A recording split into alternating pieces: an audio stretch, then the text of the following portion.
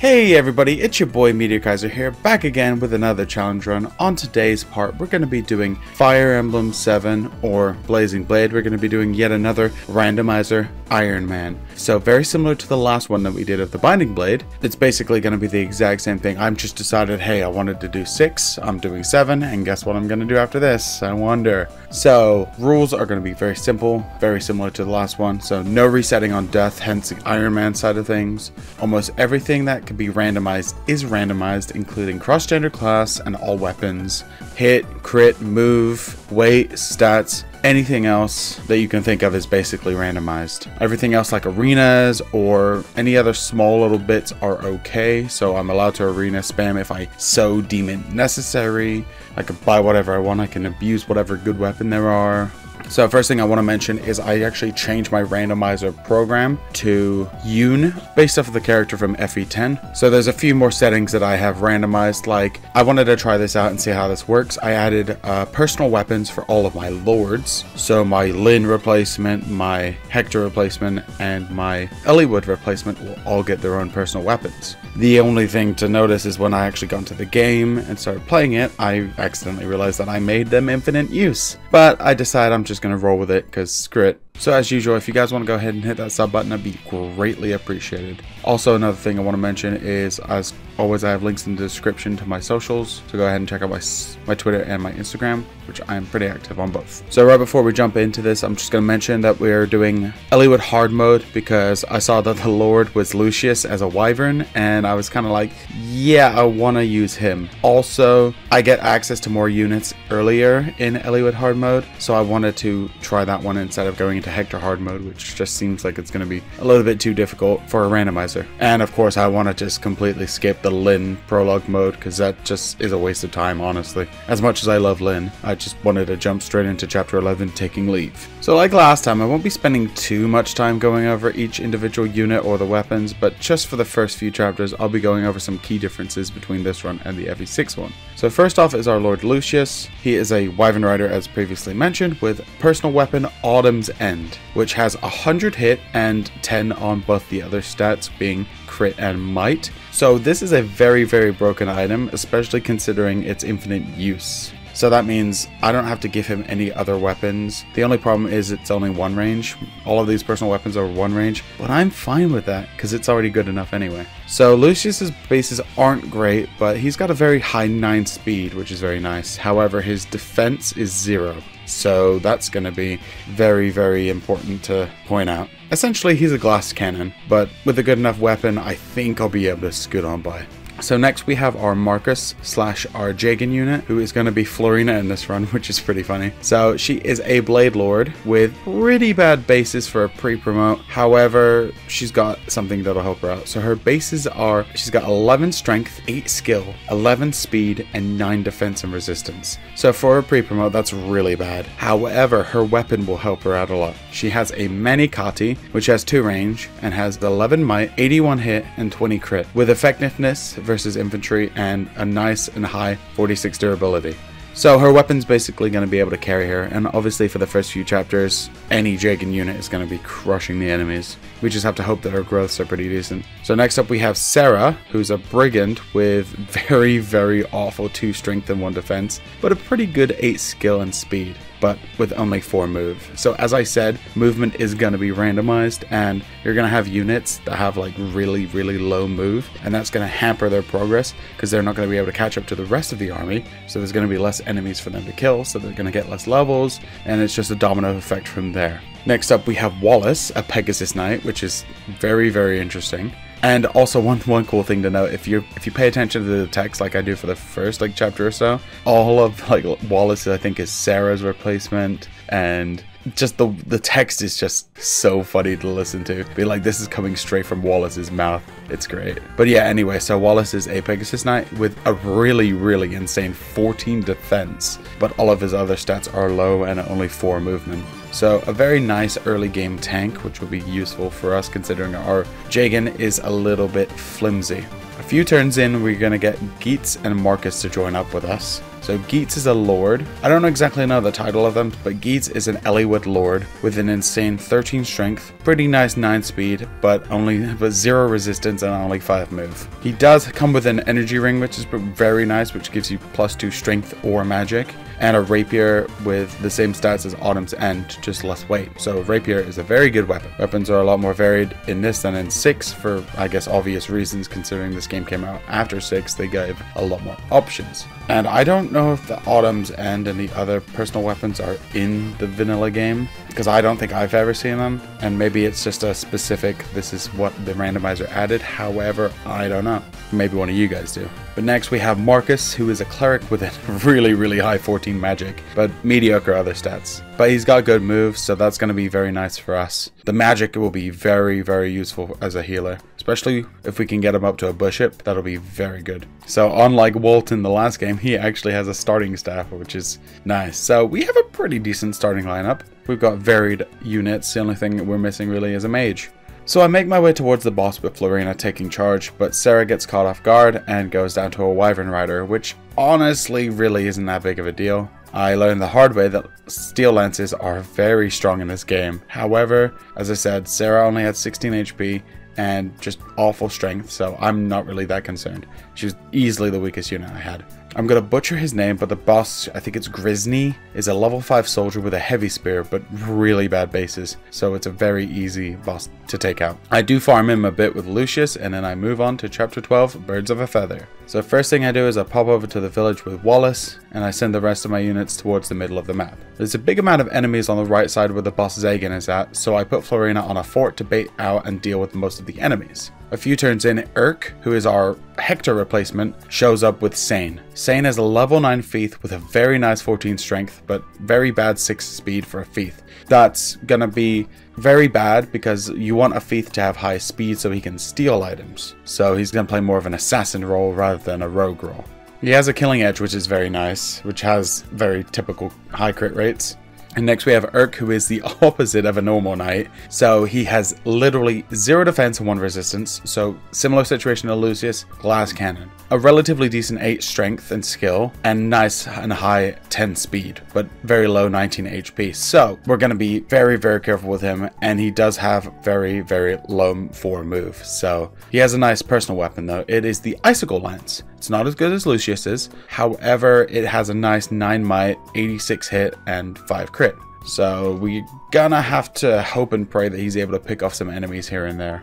That's essentially how we're gonna have to play with him. Those two spawn up north, so I rendezvous my units down south and have Florina deal with most of the enemy units. So Zagan is a Myrmidon with a longsword, and I forgot to get his stats. However, he goes down very easily to a crit from the Manikati. I clean up the rest of the enemy units, and I move on to chapter 13, In Search of Truth. So we get 2 new units in this one. We get Nils, who's a lord whose only saving grace is his Manikati. We get yet another Blade Lord, or Lin Lord, I guess. He has a nice 11 speed, but literally 0 points in strength. 1 skill, 2 defense, and 2 resistance. So Nils is getting benched immediately the second we have a chance to. Next up we have Renault, who's a troubadour with pretty good stats, besides the fact that he has 0 magic. So unfortunately, useless. Even if he does get growths, it's going to take a while for him to be good, and I would just rather use Marcus at that point. Also in this chapter, there's Eliwood, who's our Guy replacement. He's an Axe Lord with very average starting basis. He has a Sword Slayer, which has 19 might, and does effectiveness against swords, so it has a ridiculous amount of damage. However, the downfall is it has the devil effect. So that's going to be very annoying to deal with. The randomizer does the same thing as the one from FE6 does, where I've given each of the weapons certain effects, randomly of course. So some have the devil effect, which means the weapon will make it do damage to the user. There's the eclipse effect, which means the weapon will deal all but 1 HP to the enemy, and there's a few other effects, and if they pop up I'll go over them, but most of you guys already know what they do. So the unfortunate thing about Eliwood is I have to pick him up with Nils, so I have to get Nils safely down to where Eliwood is hiding out at. The other unfortunate thing about this chapter is the northern village gets destroyed by a Wyvern Knight, which I guess the Wyvern Knights have the ability to plunder in this game, like brigands. So we don't get access to 13x, so we will not be getting an early Merlinus, which is unfortunate, but not the end of the world. There are reinforcements from those southern forts, so do be careful. Leave some units on them if you have the chance to prevent those reinforcements from spawning. So there's a shop, so I pick up a couple of supplies, and then I head towards the boss boys, who has pretty insane stats. 15 strength, 16 defense, and 10 resistance. The good thing is he is an archer with 2 range, so what I do is I park Lucius right in front and I spend God knows how many turns just farming levels off of him with my autumns and infinite durability. This brings my Lucius up 3 levels. The only problem is my Lucius only does 1 damage, however I have an 11% chance to get a crit, so eventually I'm going to be able to take him out, and I do take him out, and we move on to chapter 14, False Friends. One nice thing is we finally do have access to our unit menu, so that means we can organize our items and the inventory isn't a complete mess like it has been. So first up, we do have a new unit. It's Dart, who's a level 1 archer with 5 strength, 7 skill, 6 speed, and 5 defense, as well as 1 resistance. So very average, pretty nice skill and speed for level 1. However, the rest of the stats are kind of average. We still can't even recruit him until the end of the chapter anyway, because we need Priscilla's replacement to recruit him. So there's some enemies that are spawned in the starting area, but thankfully they do not move, so I'm just going to ignore them until the end of the chapter. This is a route chapter, so I will have to eventually go back to them, but for now I'm just going to play it safe and ignore them. As usual, I leave Florina as my vanguard. She does have a couple of instances where she gets low on health, but she ends up surviving. Again, another good thing compared to FE6 is the iron bows aren't nearly as broken. And there's some nomads in this chapter, so not having the iron bows completely destroy my entire existence is pretty nice. So the boss Eric is a mage, and he is the first of our moving bosses. So be careful, do not get into his range unless you are prepared. He has an Elfire Tome, and it does a decent chunk of damage, but thankfully Florina just decides to take him out pretty easily. So this map is the first instance of a rain in this game, and rain will basically block your move for however many turns it's active. So you don't really have to plan around it because the enemies are going to have the same effect, but just honestly, if you want my advice, just wait until the rain's done because it's a pain in the ass. So the village to the south has Legault in it, who is the replacement for Priscilla. And Legault is another archer, but this one has 10 speed. Very low 2 strength and defense, but the speed is a lot better. So honestly, I'd rather use him than Dart, because at least I know I can double these enemies. So I clear up the remaining enemies, and then I go back to the beginning of the chapter to clear out those units I left there, and I move on to chapter 15, Noble Lady of Kaelin. So this is one of those chapters because we have our 3rd Lord that we're going to have to go through a lot of new units. So to start off, we have Harkin, who's a level 3 shaman, who is our Florina replacement. He has a really high 12 magic and 11 skill and 8 speed with 6 defense, 4 resistance, and 7 move. So as usual, anything that ends up being fantastic always has a downside. So he has a weapon. His weapon is Flux, and Flux has a devil effect in this game, which sucks because it's a gamble using him every single time. So we have a nice double-edged sword, so that's fun. And by fun, I mean terrifying. So in this run, our Lyn replacement is Will, who is a level 4 merc with 9 strength, 8 speed, 8 defense, and other stats are 5 and 1 resistance. His biggest downside is his movement is only 4, but his other stats are pretty good, honestly. And plus he has a personal weapon, as the others did. His is Summer Edge. It has 11 might, 81 hit, and 20 crit. Very similar to the Ice Lance, except more crit. Not quite as accurate as Autumn's End, but still pretty good. Next up we have Matthew, a level 5 monk with really bad 4 magic and 3 defense and 0 resistance, but he has 13 speed to make up for it. The problem with this is the magic is just too low for me, so he's probably going to get benched. Next up we have Canas, who is a level 4 Lyn Lord, as I'm going to call them, like Blade Lord, whatever. Same class as Nils was. He has 10 strength, but other stats are 6 or less, and only has 5 move. However, he is slightly better than Matthew, so he just barely makes the team. Next up we have Pent, who, thankfully, pretty broken. Level 4 mage with 10 magic, 9 speed, 8 resistance, and here's the kicker right now, 18 skill. His only bad stat is his 3 defense, and he has enough move to get around the map. I think it was like 7. Another bad thing is the Thunder Tome acts like Flux, so we got that devil effect that we have to watch out for. But at least getting a fire tome is a lot easier than getting something to replace for flux. So I won't have to deal with thunder for too much longer. So I do a bit of shopping, and unfortunately a few turns in, there's a Devil Axe user who was able to double Wallace and take him out. So that's unfortunate. It's more unfortunate that the Devil Axe didn't actually do anything, but it probably doesn't in this run anyway. A few turns after that, Eliwood decides to off himself with his own Sword Slayer. I don't know if I mentioned this earlier, but if I did, I'm sorry. But the Sword Slayer does have the devil effect. It's very powerful, but it has that devil effect. And it ended up biting me in the ass. And that's going to be a common theme this run. Still, we've only gotten 3 deaths by this point, which compared to our FE6 run, is pretty good. The boss Balker is another archer with only 2 range, so I just park Harkin right in front of him and have Kanas deal the final blow with the Monikati. Again, pretty scary that I'm using a flux, but I survive. I'm an idiot basically, that's all I can say. I seize before the northern reinforcements are able to catch up with me, and I move on to chapter 16, Whereabouts Unknown. So this is the chapter which Merlinus auto joins, which is nice. If Merlin dies, it basically makes it so we can't send anything to our storage. However, he does come back every chapter, so he can be a great tank if you have enemy reinforcements coming and you don't have anyone to cover, or you're just trying to get away from them. He'll be able to give you a few turns. So this is when the difficulty starts to amp up slowly. Some of the enemies start getting a little bit more powerful and their weapons get a little better. And I have a couple of close shaves here, so I just gotta start being more careful from now on. In this chapter we have 2 recruitable units. First up is Jafar. He's a red unit, which rookie move, but I completely forgot to check his stats. But I do know that he is good enough to bring it along. He's got enough skill, speed, and strength for me to want to use him. So to recruit him you need to use Legault. So that's why I bring Legault along for this chapter. And then after you recruit Jafar, you can go ahead and recruit Hector. Hector is a level 3 Cavalier with 9 strength, 7 speed, 7 defense, but 0 luck and resistance. He's pretty average, but he is usable. So the middle stairwell has continuous reinforcements, but I don't open the door and they can't get out, and they only have 1 range. So it's literally just cannon fodder for my units. I'm able to snipe them with my 2 ranges and get some experience from that. I decide to send Sane towards the boss area, however, I get critted by an Iron Axe and finished off by a Monikati, which is a pretty rough loss for me because of how decent Sane was. And I mean, he was slow, but it still really sucks to lose a Feith. I keep getting frustrated at myself because guess what I did again? I forgot to check the boss's stats. But this is our first promoted boss, being a Paladin. The boss only has 1 range, so I use Geats' Rapier to deal pretty nice damage to him, and I finish him off with Harkin.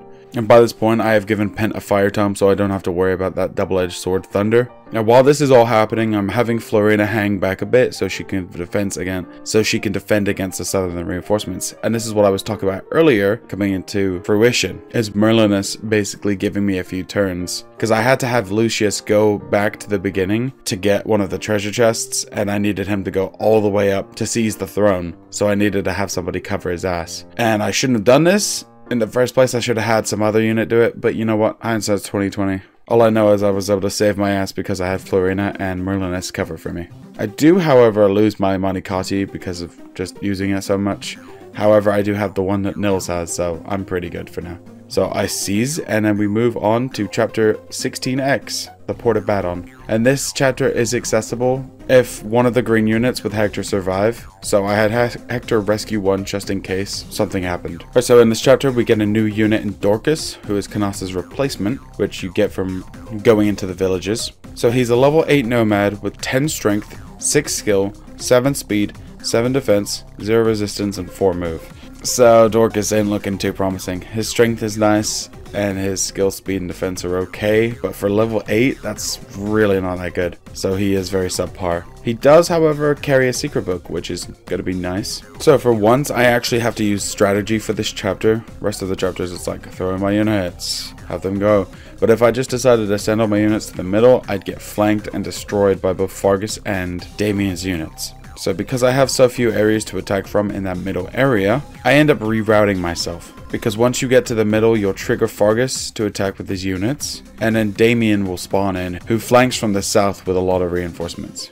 So I send all my units through the north path so I could slowly deal with the enemy, leaving Pent and Geats to clear up any sort of enemies from the flank. So once I've cleared out that upper path, the map opens up in the middle. So now Fargus's units will start to attack me. However, I do have a solid defensive position that I can use. So while I'm getting there, Marcus is in range of an enemy and was very close to death because he gets hit by double poison axe, gets poisoned, and I'm down to like 4 HP, but I make sure I heal up and he barely lives. So I play just outside of Damien's range so I could split up his forces over multiple turns, so I'm not dealing with all of his units at once.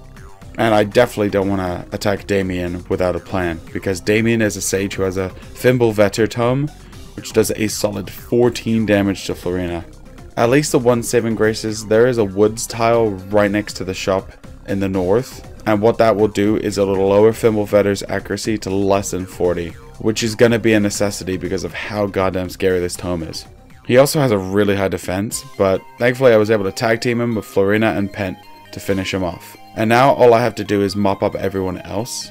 But one very important thing to mention is do not attack Fargus or Dart's replacement Kent. If you attack Kent and kill him, he will not join you in a couple of chapters. And if you attack Fargus, the chapter won't end until you end up defeating him, which is, I would say, impossible.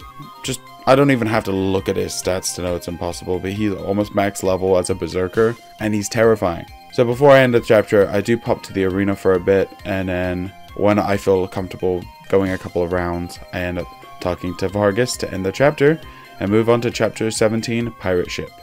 So there are two different ways that you can defeat this chapter. The first is either you could survive for 11 turns, or you could take out the boss Zaldum. This chapter revolves around 2 pirate ships boarding you either side, and you've got to survive. So an NPC will let you know this at the very beginning of the chapter. There is a shop that you can use to pick up some items and supplies, whatever you need. So if you want to use that, don't forget about that. So there's a bunch of enemies on the right boat and on the left boat, and the left boat is where the boss is hiding out at. So again, you can either play the safe route, or what I'm doing is I'm just going after the boss himself. So I go ahead and let Florina, my beautiful destroyer, deal with the right boat completely by herself. I just walk her across the plank and set her there, let everyone come to her, and just deal with all the enemies myself. And then every single other unit is going to be focusing on that left boat. I don't abuse this too much because I don't really know which enemies were dropping this item, but there was something really nice that happened. For some reason, a lot of enemy reinforcements on that left side spawned with a droppable talisman, so I was like, alright, I'll take it. No reason not to accept that as a little nice parting gift. So the boss himself, Zaldum, has some really insane stats. He is a level 18 mage with 15 magic, 14 skill, 13 speed, 10 defense, and 18 resistance. He's probably insane because you don't necessarily have to kill him, but still, the randomizer does mess with me a little bit here. Thankfully though, he does not move at all, so I'm able to end my turn with Jafar next to him, and that basically means that Jafar could attack multiple times. And that basically means, so Zaldum would attack Jafar on his turn, and then I have a chance to heal in between, and I can get another attack in the following turn and then finish him off with another unit, which in this case I use Lucius to finish him off. That makes chapter 17 pretty simple, and I move on to chapter 18, the Dread Isle. No idea why, but I really enjoy this chapter. Or it's just the ambience, and especially the name, the Dread Isle. Just sounds like something you'd hear out of like Pirates of the Caribbean or something. Anyway, enough rambling. So in this chapter we get Kent to finally join us, and he is a level 8 mercenary with a brave sword, so a pretty nice starting item. His stats, however, he has 9 strength, 7 skill, 9 speed, 4 defense, 3 resistance, and 4 move. I've seen worse so far, but that move definitely makes him benchable. I'll use him for the chapter and see how he goes. So this is another one of those beautiful Fog of War maps. So again, with these ones, it's a nice idea to go slowly and carefully. And as soon as I say slowly and carefully, I end up doing an oopsie. It was going to happen eventually, but... So Harkin, right? Life was going pretty well so far, but he finally met his unfortunate fate. I could never find another replacement weapon for him besides having a Flux Tome, unlike for Pent's situation. But this finally ended up catching up to me and bit me in the back. So Harkin attacks a Pegasus Knight and ends up, instead of attacking the Pegasus Knight, he one-shots himself. That insane magic really hurt me, and literally just I one-shot myself. Unfortunate. Same thing happened with Hollywood. I'm doing more damage to myself than anyone else can. But with that unfortunate loss out of the way, I send most of my units south with Geets and Urk going across the snag in the south, and the rest of them going to the forts right to the left of that. I did most of my fighting on those forts because it was the safer option. I had a little bit of healing, a bit more defense, and Urk finally did a decent amount of fighting for once. So he got a couple of levels, which is more than I could ask for. I didn't have to worry about any reinforcements from the north because it was covered by Heath, who I couldn't recruit because my Florina, aka Harkin, literally just died. So an unfortunate character to die this chapter because that basically made it so I couldn't pick up Heath. But oh well, I'm sure I'll survive. So the rest of my units being Lucius, Dorcas, Florina, and Kent all went to the right side to clear up that path. There wasn't anything that bad there, but Kent and Lucius do almost die. Kent because he gets caught by himself because slow, and Lucius because I get overzealous again. And I forget that he's a glass cannon. But we're fine. There's a bunch of nomads towards the end of the chapter, so I end up having Lucius stick back a little bit and I send Florina in. There's a crap ton of woodland tiles in that giant area, so it's not going to be too scary, and since there's so many nomads, it's basically going to obscure their movement, which is great for us, because we have a lot more infantry than we do with cavaliers. So our boss Uhai is a Falcon Knight. He has a spear, which has a lot of strength, but not enough to one-shot Florina, so I'm able to double Uhai with an iron bow and finish him off with Lucius. We get access to a guidance chapter here, but I don't see any point in dealing with Krishna in this run, because one, I'm not in Hector hard mode, because that means I wouldn't be able to access the last chapter, and two, it just seems kind of pointless. You don't really get anything out of the chapters besides some cool story. But anyway, I move on to chapter 19, Dragon's Gate. So Dragon's Gate is a very tight chapter, so I basically have to funnel all of my units down one path at the beginning, and at the end of said path is a mid-boss sniper. As usual, I got overconfident, and this time I got overconfident in Pent. I sent him to the right door that was right before the funnel area, and there was a room of enemies there, and I decided, hey, let me clear it out with that. That wasn't a big problem. And then I was like, alright, let me throw him towards the north so he can start dealing damage to those units, including the mid-boss Cameron. However, I completely underestimated how strong Cameron was. He gets hit once by Cameron and get finished off by Shaman, and there's Pent. Unfortunate. That's really heavy blow to us. Pent was a very good unit, and my stupidity basically ended his life. But even with that, I can't be blamed too much because that Cameron mid-boss is really difficult to deal with. I get him low, but he runs into a corner to heal. And then I realized, oh, he's a sniper. He can't use one range, so if I trap him in the corner, he can't do anything. So that's what I did. I blocked him in the corner and just kept attacking until he eventually died because he couldn't do anything to me. One unit that we could have recruited was Luis, Legault's replacement, but unfortunately I wasn't able to get to her in time, so that's a big L. There's a crap ton of reinforcements, including a lot of Wyvern Riders that come from the south. So I sent a few different units to deal with them. First is Florina. So the enemies that are coming from the east side are dealt with mainly with Canas, Jafar, and Dorcas. There are multiple thieves, and they did open all of those treasure chests on the right hand side, but I was able to kill them and get those items back, thank God. So our boss is Darren, who is a berserker with an extremely high amount of defense and strength, but thankfully low skill, so his accuracy is pretty low. So this is a very tedious boss fight. So what I end up having to do is sticking Geets in front of Darren with a rapier, and the rapier dealt 4 damage each turn. Darren's hit chance was extremely low, and even if it hit, it wasn't going to one-shot me, so I had that going for me. And I brought him down low enough that I was able to bring in Florina and deal with him with a Brave Sword. Those west units, I basically had to replace Florina with Jafar, so Florina could get to the boss and somebody could be blocking off those constant stream of reinforcement wyverns.